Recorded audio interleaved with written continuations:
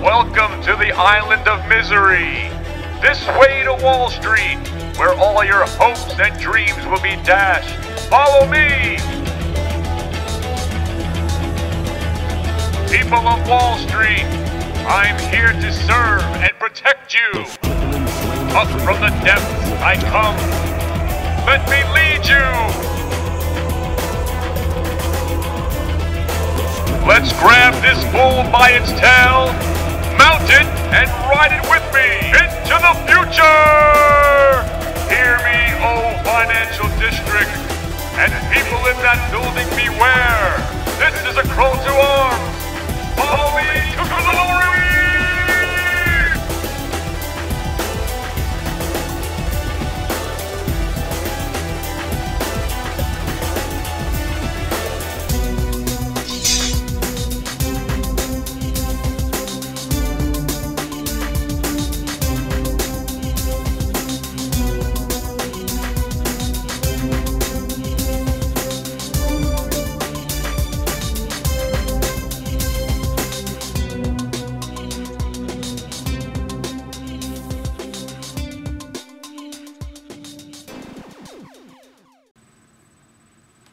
The man in black. What's up? I can't get healthy, people. It's the Matrix fucking with me again. You know what it is? I just figured it out. I don't know if I told you this in a video earlier or not, but it must have been optimism that killed me, right? Just when I started saying I was going to just remain an optimist, that's when my sickness started. That's when the stomach pains began and my physical breakdown started. When I said I was going to remain optimist, an optimist, can't even say the word. Held on to that Google, was buying Tesla and the Hartford and the Cisco. Then the market decided to take a shit turn. By the way, also, I have to blame the Occupy Wall Street kids. You know, the market was going up every day when that occupation was going strong. Kind of like the Matrix's way of showing who's boss. Mock Wall Street, we're going to rally in your faces, Occupy Wall Street. And they left and the market crashed. Come back, OWS. But there is one shining beacon of hope throughout all of this.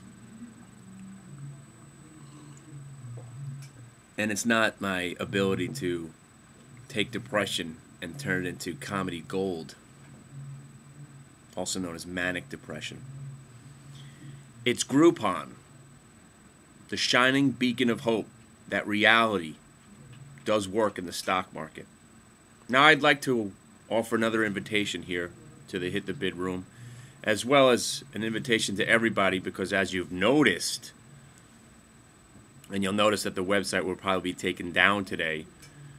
The other website was just I don't know what we could call it, but just a reminder that we're still out there. What's coming?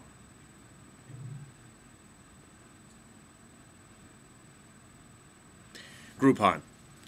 So, Groupon and its beacon of hope. Now, what do I mean? Are you saying that I love Groupon? No. I despise Groupon. I never realized how much I hated it until it went public. But again,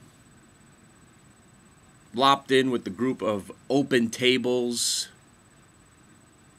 and Ancestry.com.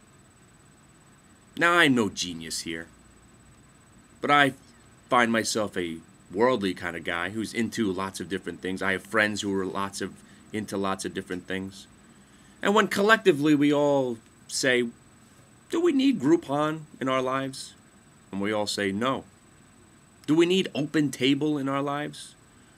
No. Do I need LinkedIn in my life? Not at all. But let's stick to Groupon. It came public.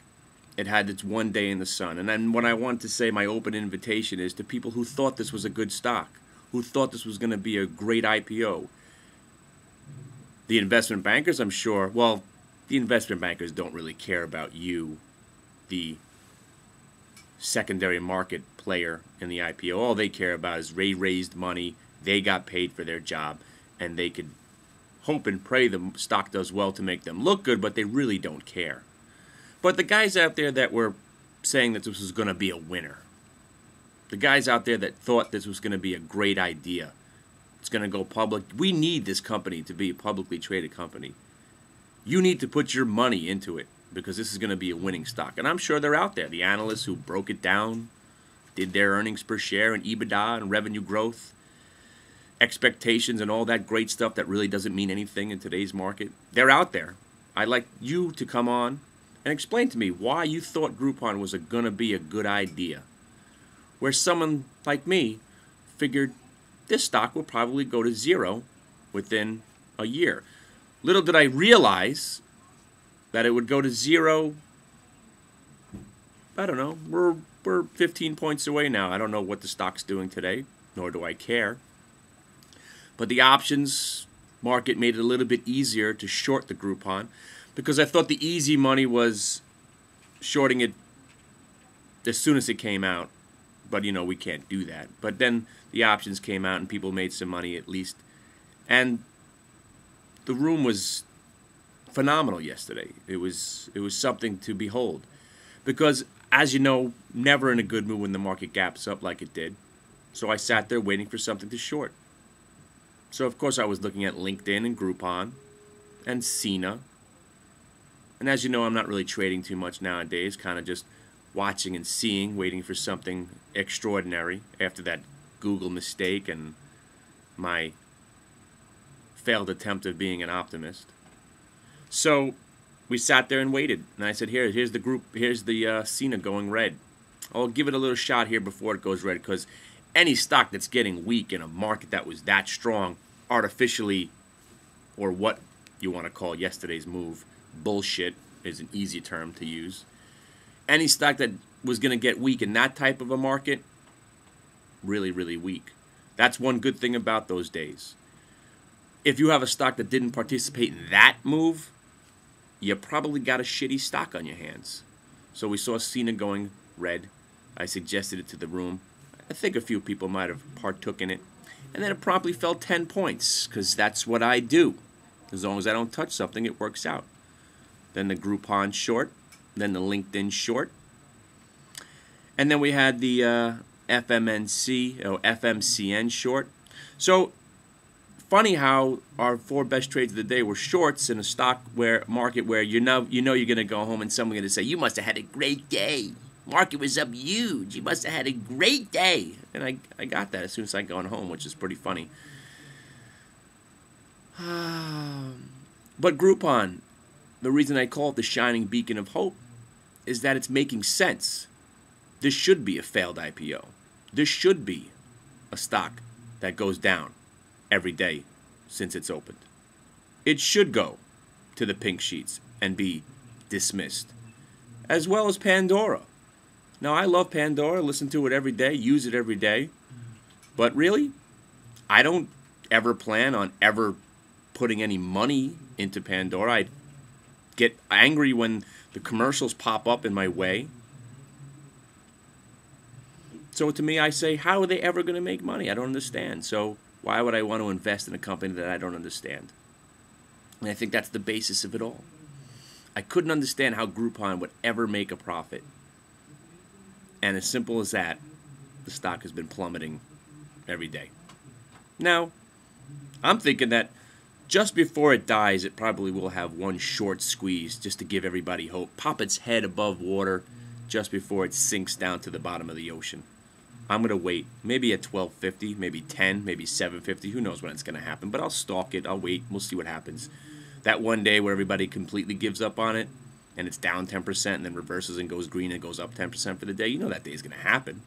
But don't be caught long this stock, because there's a good chance this stock will not perform like everybody thought it would. And I just want to thank God, well, any higher entity that we're referring to nowadays. But what was Google thinking? They wanted to buy Groupon. Lends me to the idea that maybe I have mistaken about my fascination and addiction to Google. As you know, I can't give up on the stock. I still think it's going to go to 1,200. I still think it's undervalued. But maybe the negative on Google, which everybody says that they spend their money unwise, is true. Maybe they just realized maybe at the last minute, I don't know whether it was a Groupon thing or a Google thing, whether or not they decide that deal was no good for them. But if they were going to even thinking about buying Google, maybe this kind of indicts them or gives us good indication that maybe Google has no idea what they're doing. Could be. Bottom line is, stay in cash. Long-term investing is dead. Swing trading is detrimental to your health as well. And if you think you're going to pick a winner based on fundamentals, remember, there's about 100 other things right now dictating where your stock's going to go. So go ahead and crunch those numbers, my friend. Give us a winner. Come on over to the chat room. Give us a winner. And remember, if you could give us 3 winners in a row, there's a free prize in it for you. But remember, you got to be able to take the consequences if you fail. So all you smart guys, come on to the room and compete with the champion. Because whatever website you're going to right now, nobody can defeat me. There's nobody better at failure than this guy. And as long as I'm not trading, whatever I say, gold. Jerry. Gold. So whatever website you're out there, if you're paying a fee, remember, we're still feeless at the point. So come on over. Send us your email. Get to the chat room. Hear what's going on.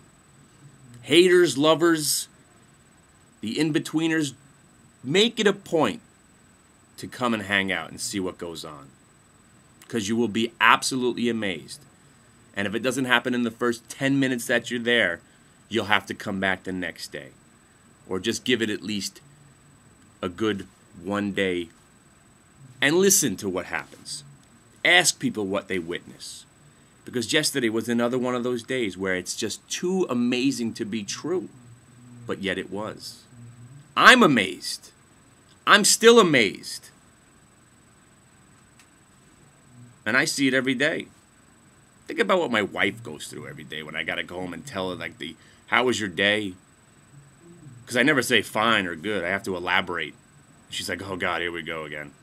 She's got to hear these stories. And you know what? My wife could give a shit at this point. But this is for you people. I only got 3 good years left. Make it count.